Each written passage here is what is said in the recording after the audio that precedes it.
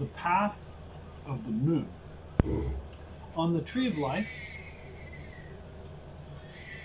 you can see that the paths we've activated already are the path going from Malkuth to Yesod, which is the path of the world, the path going from Malkuth to Hud, which is the path of judgment, and the path going from Yesod to Hud, which is the path of the sun.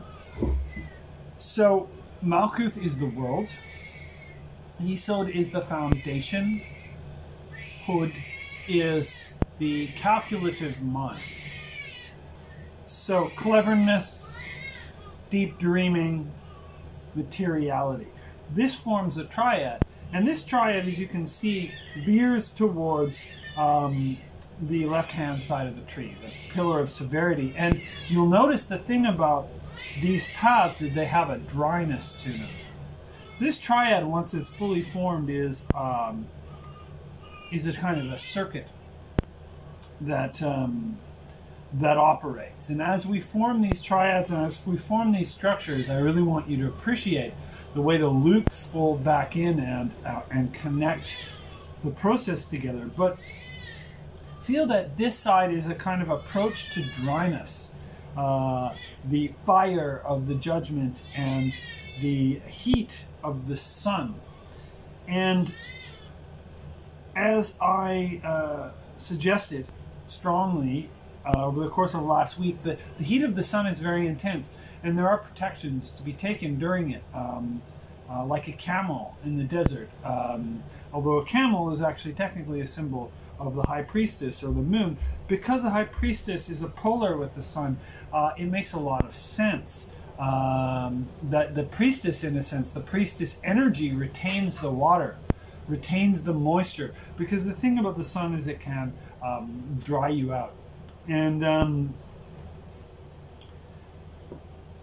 thankfully, the high noon of blissful solar expression does not last forever. As the famous Grateful Dead lyric goes, the seeds that were sown now burst into bloom and decay. The night comes so quiet, it's close on the heels of the day. So the moon is this path here, okay? So this is running from Netzach to Malkuth. And the path of the moon is interesting. First of all, you'd think that the path of the moon is assigned to the planet the moon, right? You'd think it's one of the double letters, but it's not. It's actually a single letter, and it's assigned to Pisces. So much so that when I made this tarot, glyphic tarot in Europe when I was traveling in 2005, I actually just called it the ocean.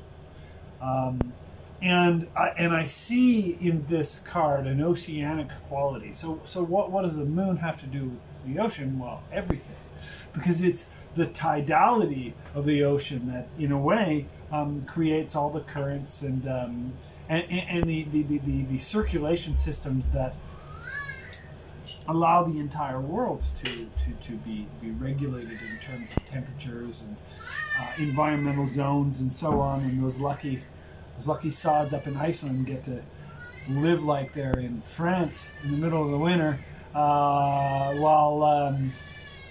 while the Newfoundlanders in the middle of the summer are barely able to stay warm. Of course, I'm just sort of joking in that respect, but the currents, right, that the moon's tidal effects have on the oceans are profound. And as you can probably hear in the background, my son is. I picked. It was very quiet all day, and then now he's making a ruckus. But that's okay. And that's a sort of part of the lunar cycle too, right? He's hungry. So what is the moon and why does it follow the sun and why is it important? Why is it even a relief? I mean, when the moon comes up in a reading, it's not considered a beneficent card. In fact, it's one of the first maleficent cards that we're seeing in this cycle. In fact, it is the first. Now, where do I stand on that? I don't hold by this idea that there are good, bads, and bad cards. I don't imagine anyone in this course is at this stage is really at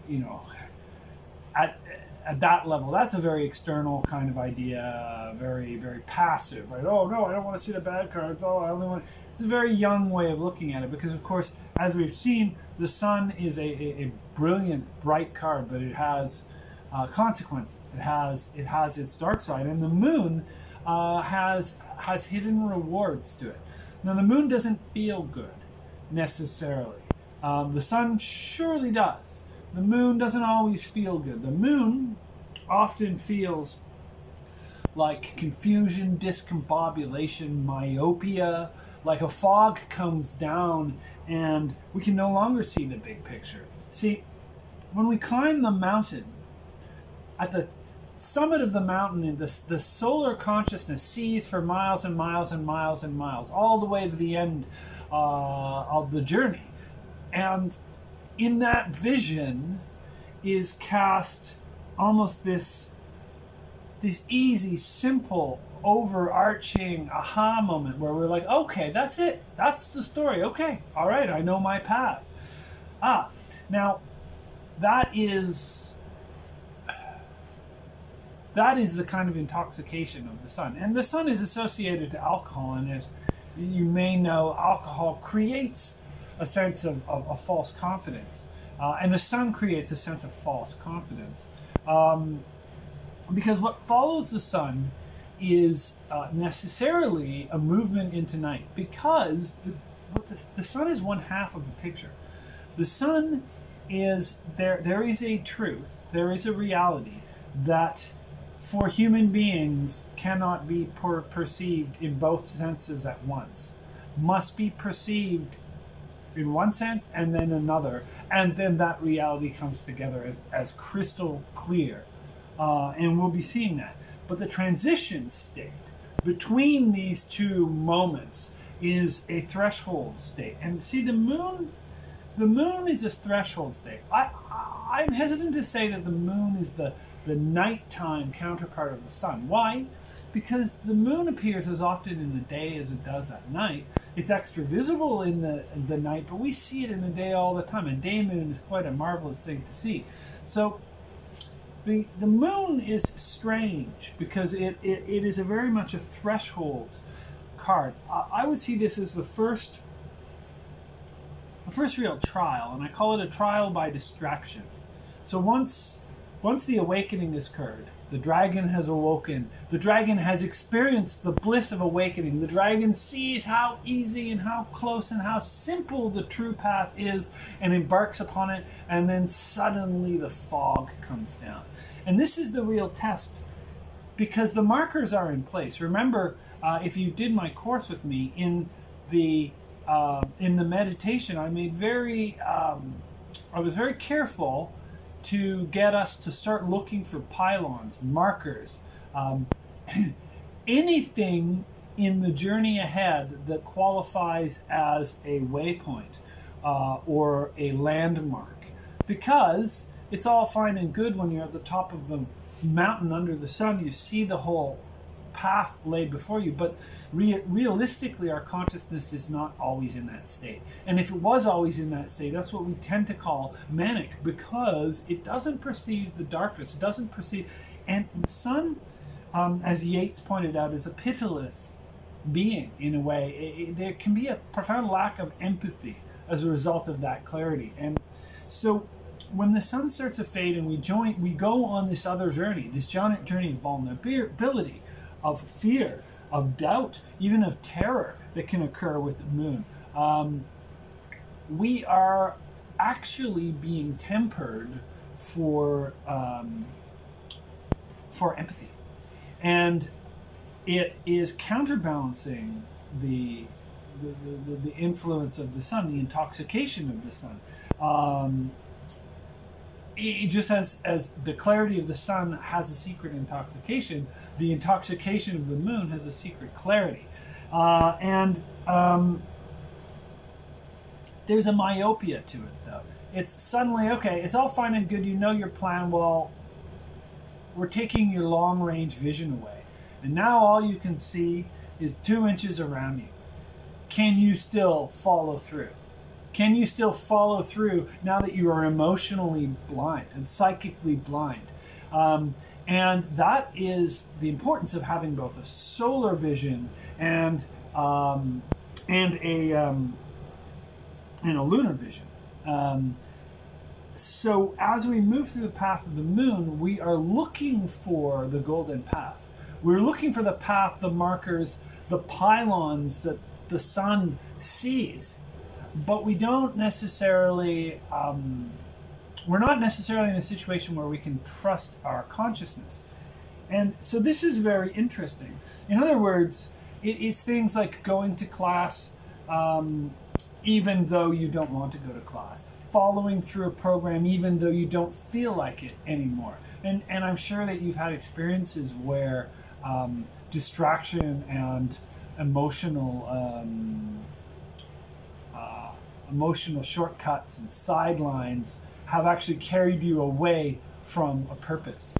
And of course, sometimes, you find your way back and that was a learning experience. So you can, but what we want to do, the goal is to get the purpose done in suboptimal conditions. In optimal conditions, getting your work done is fine, but no project ever sustains optimal conditions from start to finish. What always happens is during, you set out and it's bright, and then there's always a lull point. There's always a density wall to push through. And what the moon is the density wall. It's the first major density wall that we're going to push through as we move closer and closer and closer to the center of the tarot. And there are three density walls, and I will show them to you later in this video.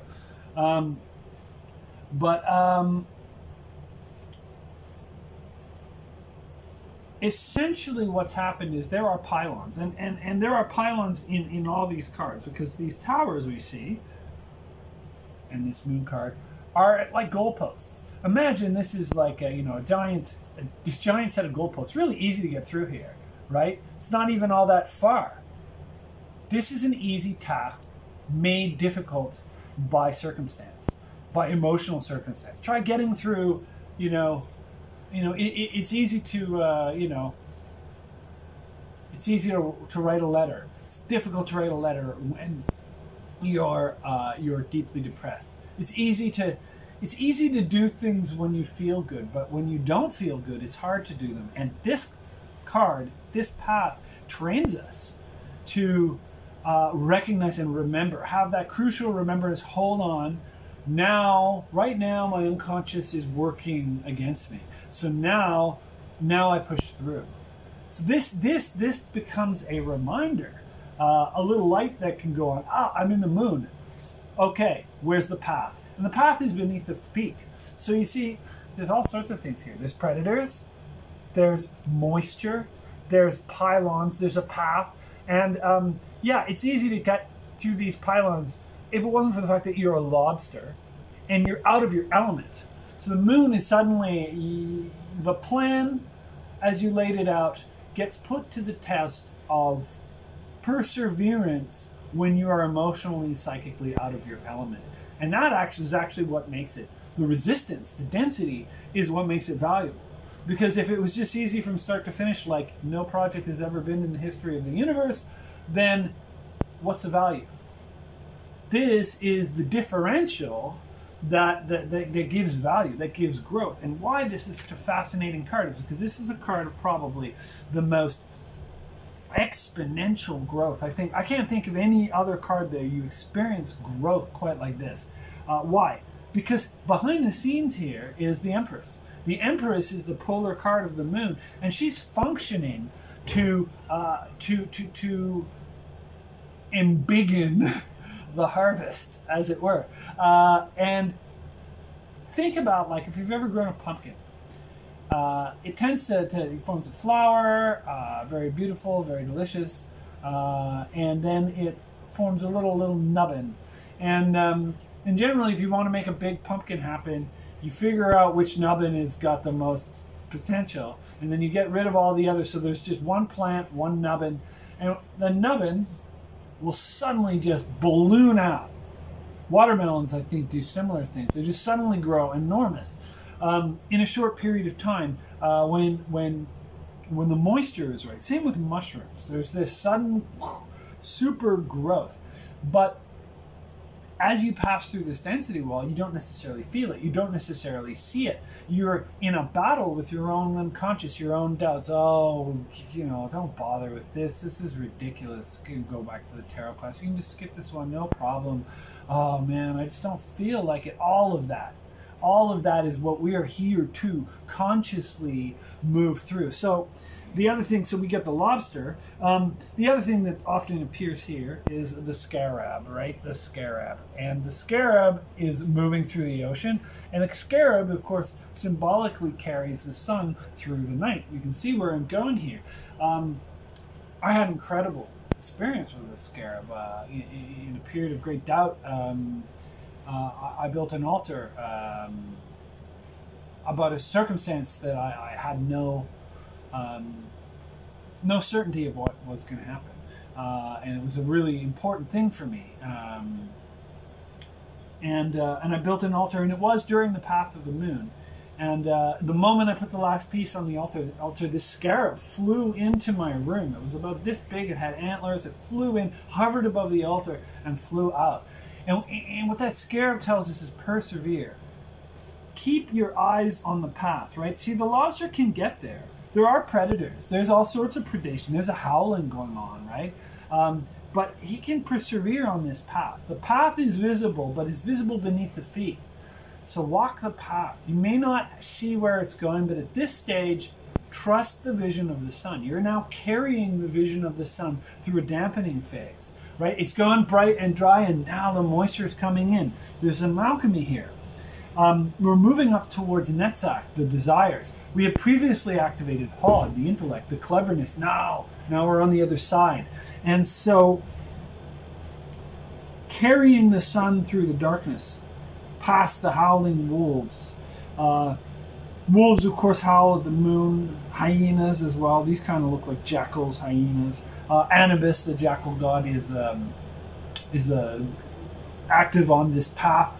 Guardian of the dead. This is a moving through the land of the dead, graveyards, ghosts, hauntings, phantasmagoria, delusions,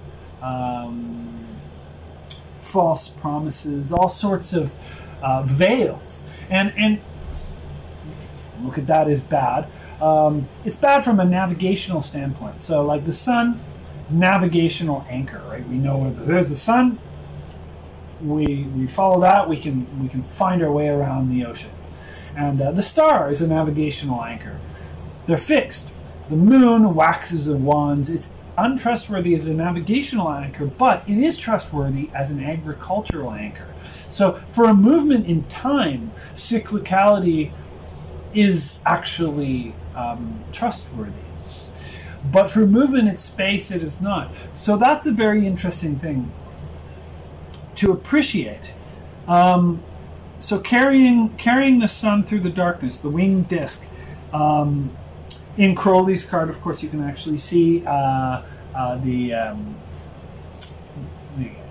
twin kind of image of Anubis on either side. This is clearly a vaginal gate, and Pisces is assigned to this. The vesica Pisces is the shape that comes when two circles overlap, so it is the vagina or the yoni. And so this is also related to menstruation. It's the number 18. 18 in Kabbalah is Chai, Chet Yod, which means life.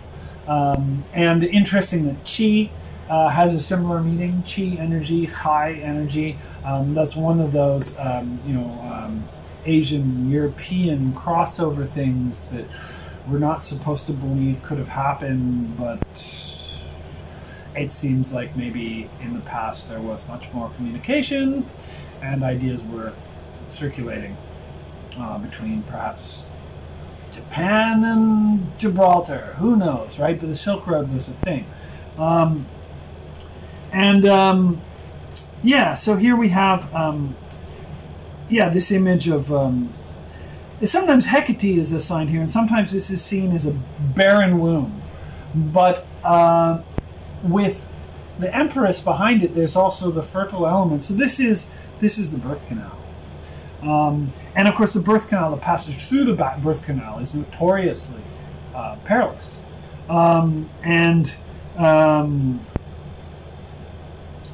It's the carrying of life from one world to another, passing through a density wall. Interesting, I think, we talked about the Shemha Mefresh and the sun and the angels. I think something is probably worth mentioning at this point. Goetia means howling, and the 72 spirits of the Goetia are connected to the Shemha Mefresh, but they are in fact demonic counterparts. They're swarms of affection, of intensity, of desire, of rage, of lust, of putting the bad good label on things.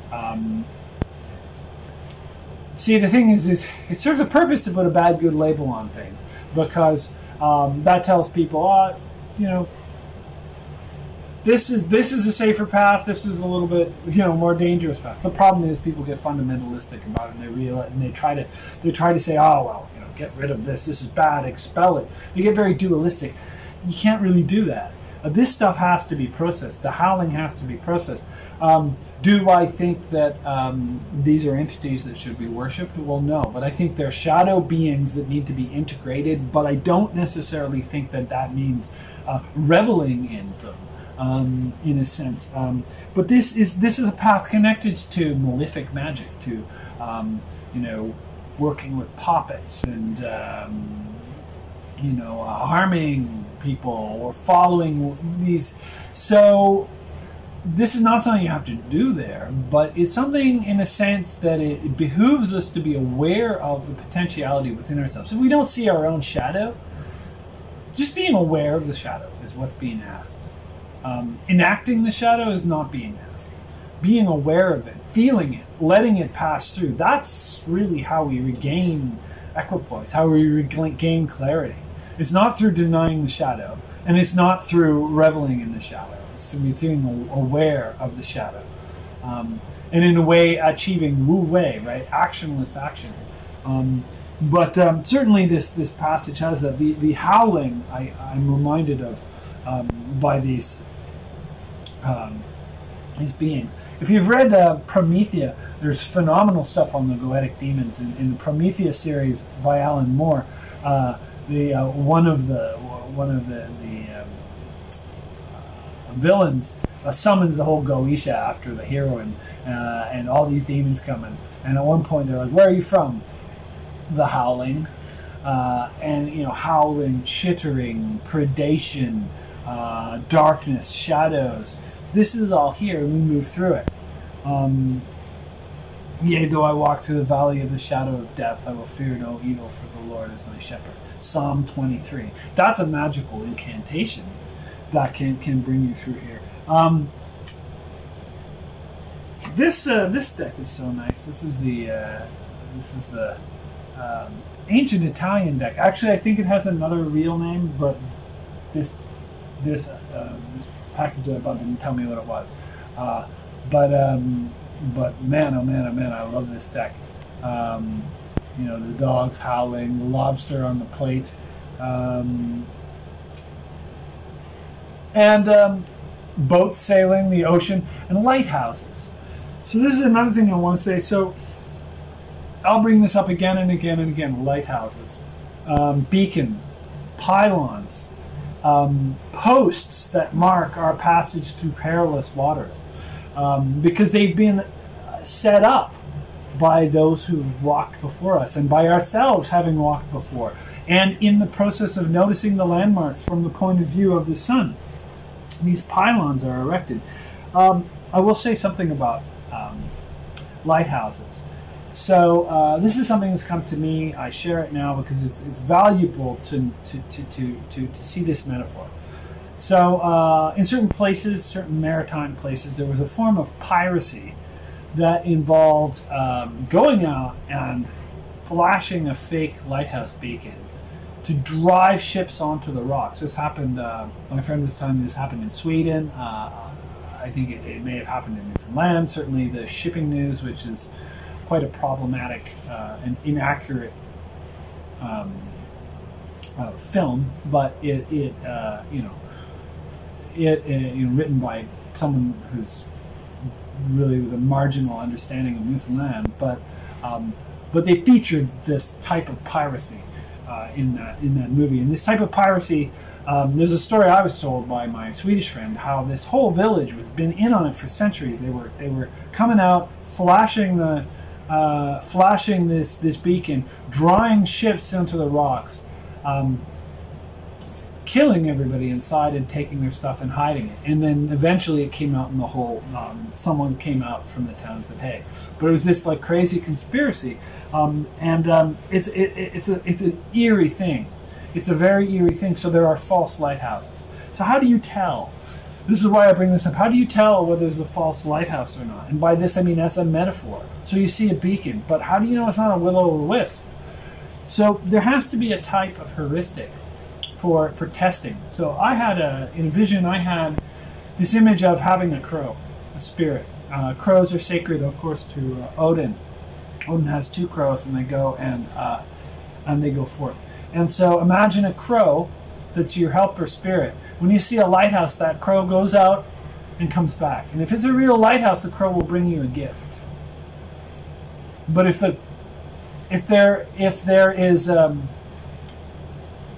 it's not a real lighthouse, the crow will come back empty-handed, or some such indicator. So really this is saying, allow a part of your consciousness to, once you recognize a beacon,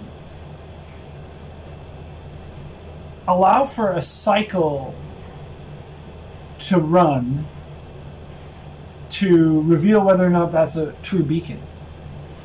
And once you know it's a true beacon, use it. But if you discover that it's not a true beacon, look for another beacon. That's how we can avoid false beacons. That's also called good research. So if you're doing research into any subject at all, when people say, research, do your research. Well, a lot of people do bad research and follow bad beacons. So have these little crows that go and check the things out for you before you commit yourself to it. So get to know these lines that you're going to follow through the darkness, because we are following lines through the darkness. Well, that's the thing that I just want to give you as a metaphor that you can translate into your own work. You can make sigils, or create a spirit, an entity that can serve the purpose of testing beacons, whatever you like. But so the point is this is navigating through a dark space. I like this one. This is this Conti deck. I find it's interesting because she's looking backwards. She's looking to the left, as in the past, and it's almost like she's looking in a mirror.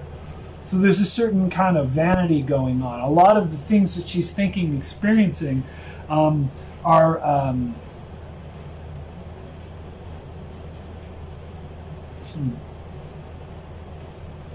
they are like reflections in a mirror, distortions, reflections on a pond even. She's holding what looks like a pearl necklace, but it also looks like fallopian tubes. There's a cliff motif that shows up in a lot of these cards, the idea of an edge, right? The edge of experience, because passing through, and there's a castle in the background and hills and all sorts of interesting things that you don't notice at first. Like I say, every time I show old cards, there's a lot of motifs that are no longer really all that common in contemporary decks, and it's valuable to see them. They're part of the palimpsest that is tarot. Elise is a lovely deck. So much inspiration, so much energy and life and power and blood and shadow in this phenomenal deck. And of course, she's probably watching this right now, so there's the shout out. Yeah, the Swiss deck. And Tarot of the Holy Light. Fascinating deck, very different system. I haven't quite tangled with it in full. So I'm kind of practicing now this type of, let me tell you, when I first started, I read on the Crowley deck. Where did I put? Oh, there it is. I read on, oh, here's the Hermetic. I read on the Crowley deck exclusively, and I had an experience where I realized that there was a structure or something that I wanted to have working that the Crowley deck couldn't provide. And that's when I made the switch. That's when I built this deck, and I eventually came to really appreciate the Rider-Waite.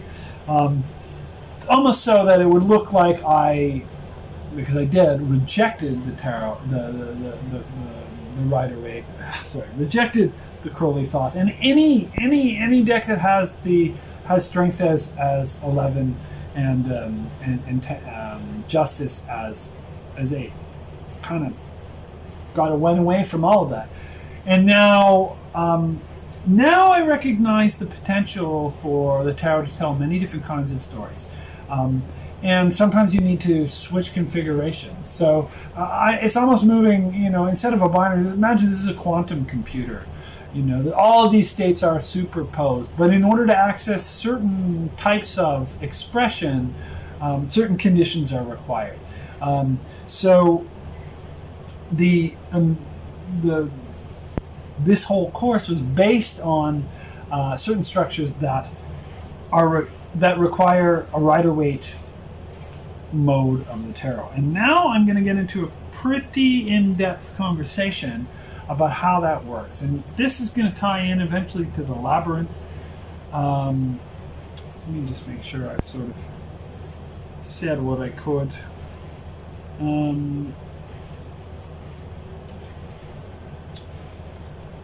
Yeah.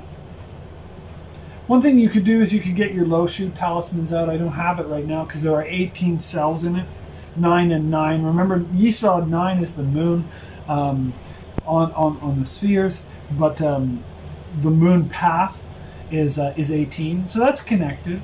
So that double-sided talisman that we built can help you. You can use it to brace, especially through this path. This path will carry you in multiple directions. So investing in that might be helpful. Okay, so this will be a disclosure of a pattern I discovered.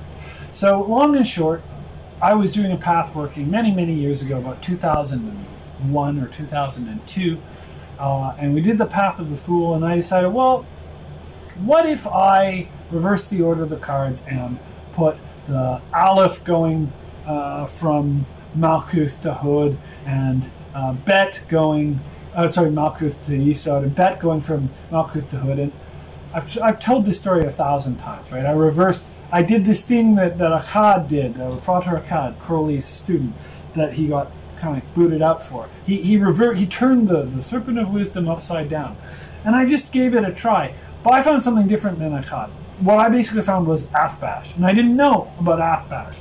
But basically, by doing that, I ended up realizing that, okay, well, if the path of Thoth is turned upside down, it becomes Aleph. And if the path of Bet is turned upside down, it becomes Shin, and so on. And so I ended up with these pairings. I didn't know it was called Athbash. I just thought I had folded the tarot over. And so what I noticed, of course, was that when you take the Hebrew alphabet and you fold it over like this, that you end up with 11 pairs. I sometimes call them the 11 dynamic pairs. And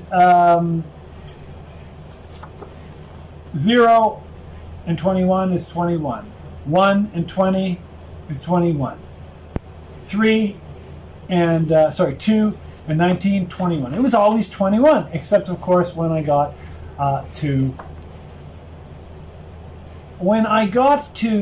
Tet and Lamed, I noticed that in the rider weight, it was always 21. Each one of these pairs was 21. But in the Marseille and in the Crowley, they had different numbers. So I thought this, to me, the fact that each one of these 11 pairs totaled 21, and 21 is reducible to 6, because 1 plus 2 plus 3 plus 4 plus 5 plus 6. So imagine 11 little hexagrams, an upwards and a downwards triangle interlaced, symbolizing how those two polar paths are connected. This just blew my mind. 11 letters in the word abrahadabra, expanding into 11 dynamic pairs, which each represent a encounter between consciousness and the perceivable universe, the Fool and the universe. In fact, so everything is modalities of mind and body, if you will, that have a kind of a relationship to one another, like the inside and outside of a Klein bottle, or the sides of a Mobius strip. They segue into one another. They're not discretely opposed. So this was important. And so this was the point at which I said, okay, I'm gonna go with this modality because it's very, very deep, and it in fact got deeper. So I'm going to encourage you to take the time to lay out these letters and lay out the names of the tarot cards and lay out the numbers of the tarot cards and compare. If you have Crowley, if you have Marseille, compare them.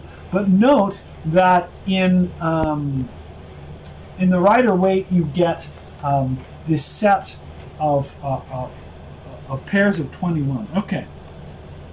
So I think you already know that, but we're going to take this a little bit deeper because I want to show you what I mean by density wall.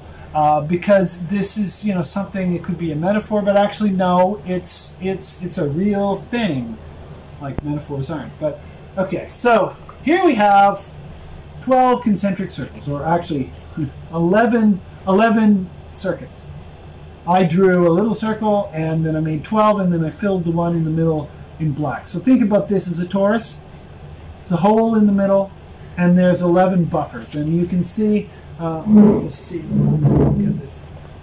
can see that I've run 0 through 21 across through the center, and Aleph through Ta across through the center. So Aleph and Ta are paired, just like 0 and 21. Okay, 20 and 1. So the Magician and the Judgment are paired, like Shin and Bet, and so on, all the way through the middle. So I want you to take the time to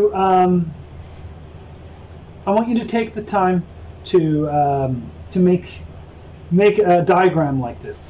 In the Kabbalah, there tends to be vertical diagrams and horizontal diagrams. So we get what are called yoshers, like the tree of life, which is a symbol of ascent, and we also get igulim, which is concentric circles. And Hebrew Kabbalah has lots of that. So this is the Taroist equivalent of that polarity. So once you have taken the time to make that igul diagram, and you've marked it as what I just showed you, you've got all this stuff laid out before you. Maybe you take your cards and you pair them up. Use for now the Rider-Waite Smith versions. Hermetic deck also conforms to this, and you'll see why I want these 21 pairings, because there's this thing that emerges that that I discovered following a kind of experiment with the numbers. And it's sort of central to the work that I do. So, first and foremost, let's start at the outside of your circle. And I want you to take the two cards that occupy that outside band, which are 0 and 21, and I want you to find the mathematical difference between 0 and 21. Hey, it's 0. Okay, so now I want you to find the polar opposite to 0, the Fool. That makes it total 21, it's the World. Okay, now find the difference between 0, the Fool and the World. It's 21. Ah, okay. So now what's the opposite? That's 0. Oh, okay, well, what's the difference? Ah, boom, boom, boom. And you see what's happening is this is trivial. This is trivial. There's an infinite loop if you're comparing the difference. So we got this 21 pair, but we want to see what's in the middle. You know, we want to see, okay, but all right, this just basically refers endlessly to itself. 0 and 21 refers endlessly to itself. And so that outer ring on the outside, remember, right here like this, the outer ring, that almost has an energy that just feeds into itself. And I labeled that green.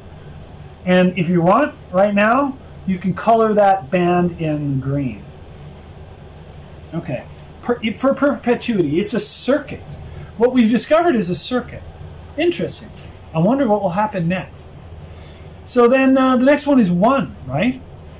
So 1 is paired with 20. So we're talking Bet and Shin. And that's 1 and 20. That's the Magician and the Judgment. And you'll see the Magician and the Judgment. But this is different because, hold on a minute, what's going on? Because if we find the difference between 1 and 20, we find we've got 19. And then we find the polar pair for 19 is 2. And we find we've got 17. Oh, that says 16, doesn't it? Ha ha ha! There you go.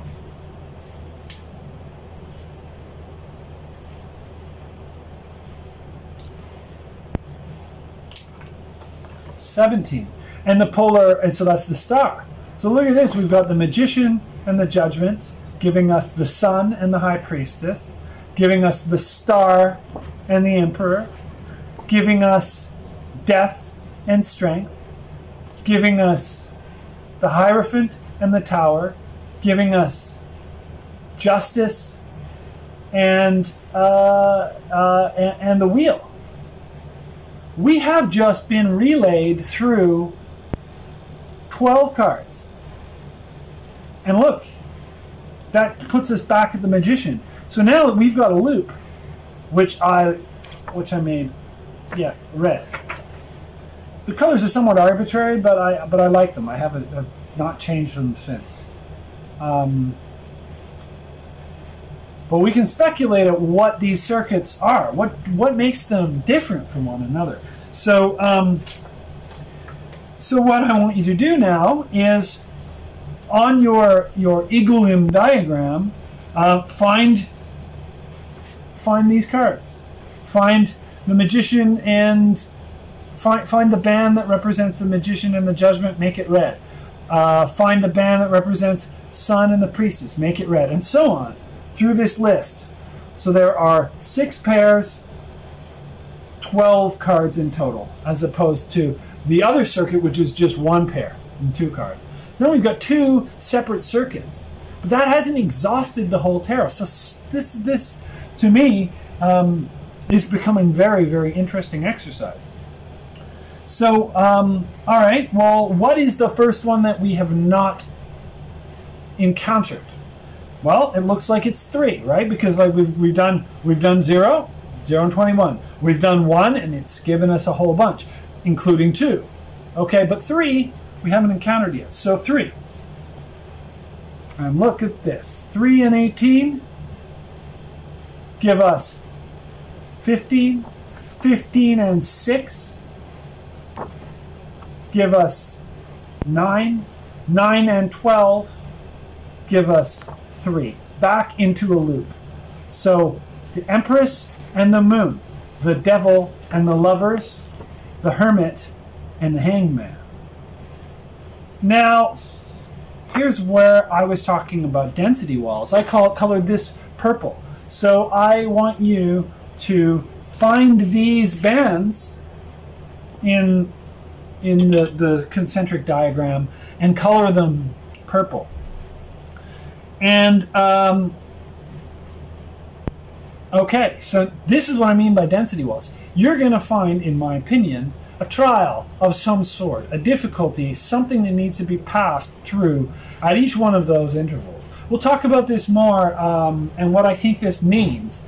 But there are paths that feel more or less of the same vibrational bandwidth, vibrational level, and then there seems to be 4 different groups that have a different density. So we have we pass through in the course of working through the tarot these various different zones, and the last one we've seen 3. So once you've colored all the purple ones in, so there's 6. And that's 3 pairs. Is it not interesting that these are of unequal numbers? Asymmetries end up being an extraordinary thing when you find them. You know, the prime numbers are a really interesting thing because they're asymmetrical. But symmetries are not as interesting as asymmetries, especially when asymmetries are discovered in a series, because you've got to ask, I mean, why is this asymmetrical? Symmetry seems natural, but asymmetry seems like there is a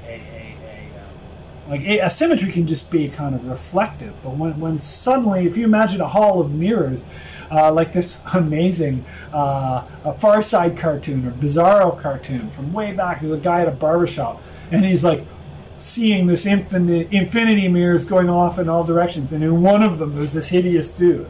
Right, imagine that, like, you know, looking in an infinite hall of mirrors, but one of those mirrors is different. Is that not, that's uncanny. That's a very moon path kind of thing to think about. But when you see something like that, you know you're onto something, right? Okay, so the last one is 7 and 14. Behold, the Chariot and Temperance. And they have their own circuit, which I have colored blue. So, green, red, purple, and blue. 4 circuits. And here's a diagram which shows kind of what it looks like. Right on the outside, green, red, purple, red, purple, blue, red, purple, red. Here's the center of the tarot. And then the same on the outside. So here we have, I'm sure those of you who are labyrinth inclined have already realized the implication of this with the Chartres labyrinth, which is the superposition of these 4 circuits, these 4 functional dynamic circuits onto the labyrinth itself. And we will be going there, and we will be starting to learn how to walk the tarot as if we're walking into this kind of standing ripple. like these waves. Think about this. It's like a standing, rippling, almost like when sound is affecting water, right? The labyrinth is like that. It's this series of standing ripples. And when we find our way into the center of it, into the toroidal hole in the middle of the proverbial donut,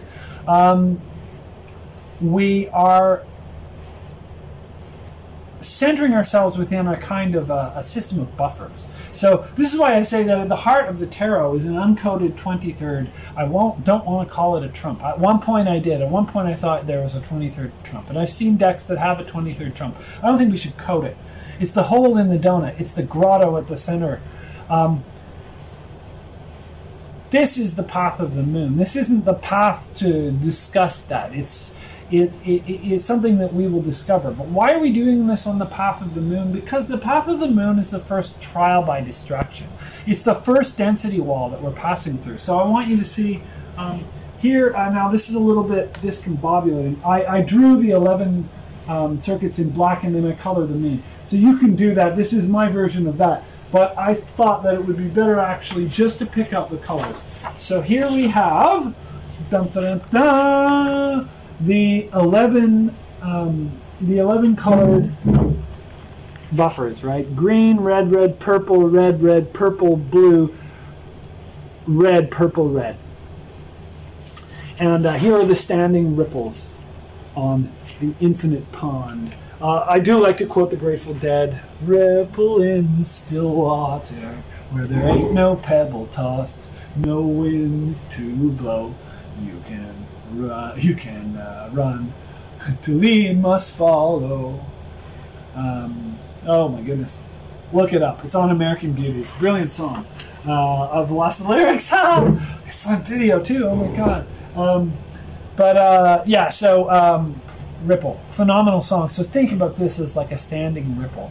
The moon path is deep.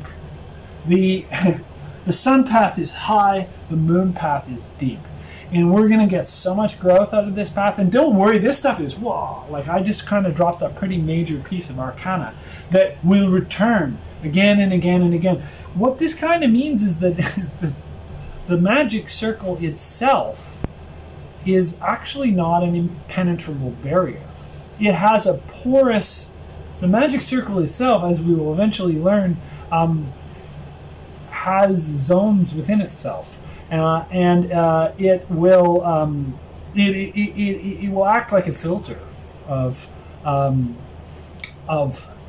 creating an outside and an inside. But there is a way that it can be dissolved, and this is very, very, very important, because if it is an absolute impenetrable, imporous barrier, then it produces a delusion of separation. So there needs to be a place where the magic circle itself, once the forces are harmonious, can breathe. And that's part of what's going on here in this disclosure.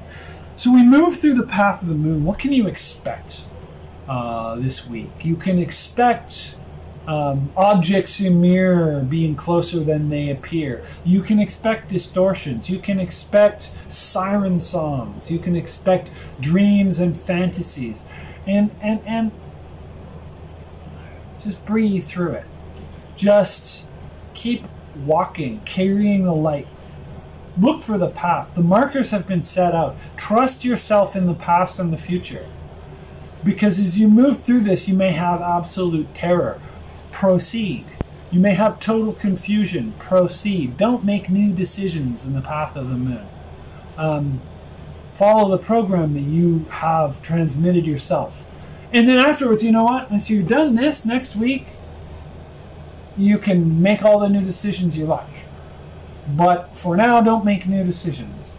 Pass through this process of moisturization and allow it to nourish you, because this is really what it is. This is the storm that nourishes the fields. The dryness of the sun has parched us, and now we're basically, this is hydration. So so take your fill of this. Even when it's uncomfortable, enjoy this, because this is giving you so much nourishment and so much healing. I don't think there's a path that I know of that has as much healing as this path. It just, when you walk that, when you get through those pylons, look for the lighthouses, the pylons, send your little ravens up and make sure and follow that line. Don't get caught by the lighthouse pirates or the will-o'-the-wisps. Follow that line of beacons, and you will get through the gauntlet.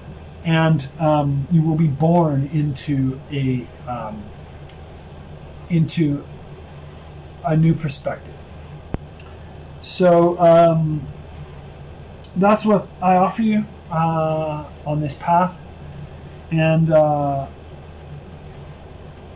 Gayao, as they say, add oil, keep going, carry light, and reach out if you need it. But let this trial prove to you that you can follow through in all seasons and in all conditions. Thank you. I'm Dr. Peter Duchemin. This is the Forest of Life Venus calendar. If you're taking my Meta Magic Tarot course, then you've been with me for quite some time. If you're just dropping in, consider the course. It's every 224 days. You can write me if you're interested. See you next time.